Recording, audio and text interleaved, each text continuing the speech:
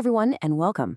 You know that feeling when you've lost your keys and you just can't explain where you think they are? Yeah, we've all been there. Well, today, we're going to fix that.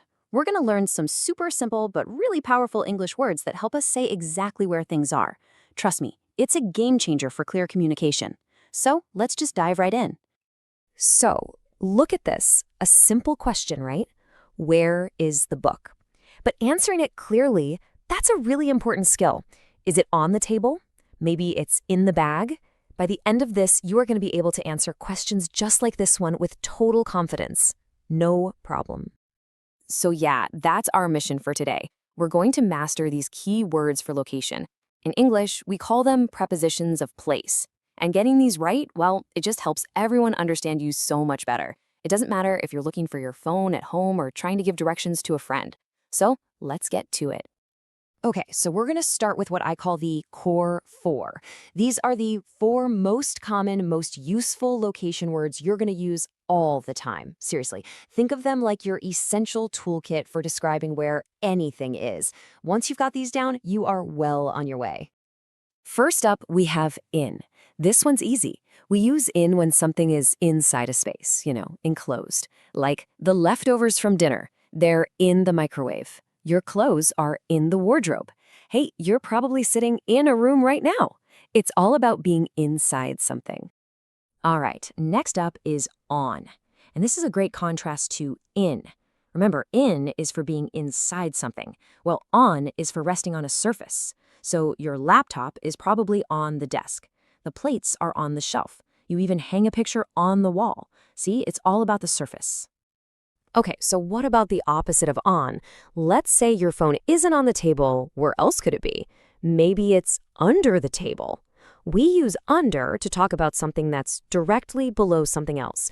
You might find your shoes under the bed, or maybe your cat loves sleeping under your favorite chair. And the last of our core four is behind. This is for when something is at the back of another object. A lot of the time, it's kind of hidden. For example, you open the fridge, you can't see the butter. It's probably behind that big carton of milk. Or, maybe you left the broom behind the door. Okay, we've learned the words. Now, the really fun part? Let's actually use them. And what's the best place to practice? Someplace we all know really, really well. Our own home. So come on, let's take a quick tour and see these words in action. All right, picture this. You're in the kitchen. You see some apples. Where are they? They're on the table. See how they're just resting right on that flat surface? That's why on is the perfect word here. Super simple, super clear. Okay, now what about the milk? You'd put the milk in the fridge, right? Because the refrigerator, is an enclosed space. It's a box. So in is the right word. Just remember, in is for going inside. All right, let's look for the family pet. Let's say a cat. Where is it? There it is. The cat is under the chair. It's in that space directly below the chair. So, you guessed it, under is exactly the word we need. And now for the classic problem we all have. Where are my keys? You search, and you find them. The keys are behind the clock on the shelf. The clock was totally blocking your view. See? These tiny little words are so useful. Awesome job with the core four. You're doing great. Now let's build on that. We're going to add just a few more words to our list that will make your descriptions even more specific, even more precise. First one in this new batch is next to, and this one is super straightforward.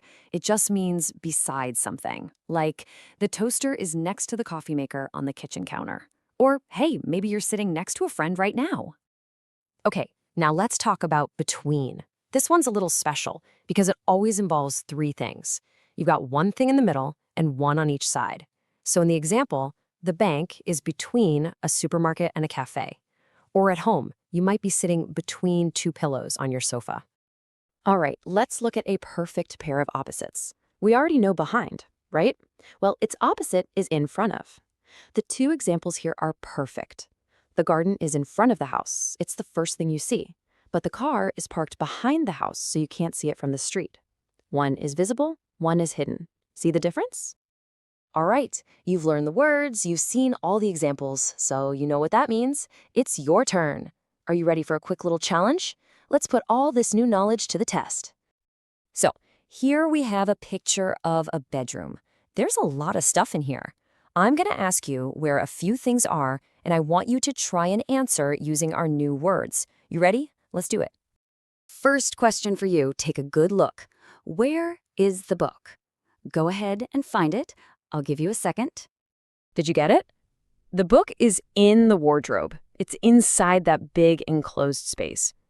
If you got that, excellent. Okay, let's try one more. All right, second question. Let's find the lamp. Where is the lamp in this bedroom? Take a close look. And the answer is, it's on the desk. The lamp is sitting right on top of that flat surface.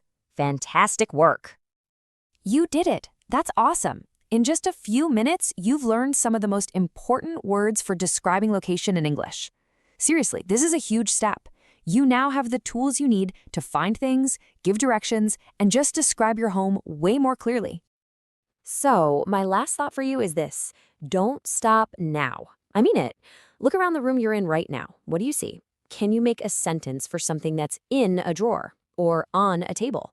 What about under a chair or behind a curtain? The whole world is your classroom now. So go on, describe it.